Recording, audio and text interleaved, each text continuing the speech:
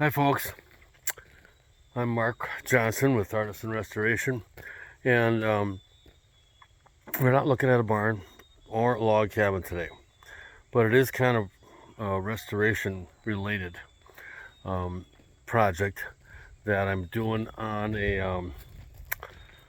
on my boat, which is it's a universal hovercraft. It was made in Illinois. They claim it's only 10 years old, but I think it's older than that. Anyway, we took it out last week, and for some reason we couldn't get any speed out of it because it was sucking up a bunch of water.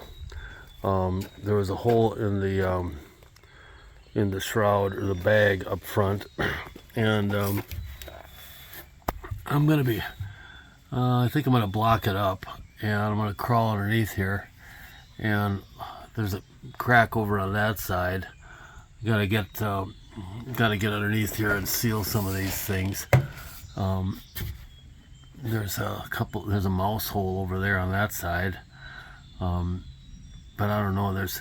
There's actually holes in the back end of this thing so that water that gets into it will sort of be forced out when you get going. But we didn't get the lift motor started soon enough, and the thing filled up with water really quick. You gotta start that lift motor right away, because it forces about 10-15% of the air down into the shroud, the bag around it, and then the rest of it just goes under the boat. And then in order to get going forward, we got this little 95 horse Nissan engine back here and a prop, and it moves along really good, I must say. But one of the things that we want to do this year is we want to get a windshield wiper on it, because this little motor up here can kick up a fair amount of spray, which makes it kind of hard to see where you're going.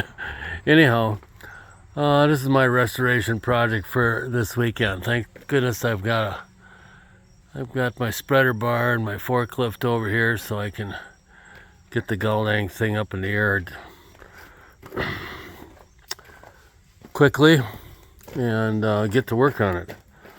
Next week we can get out on the water and go through all them shallow spots and weeds where nobody else can go.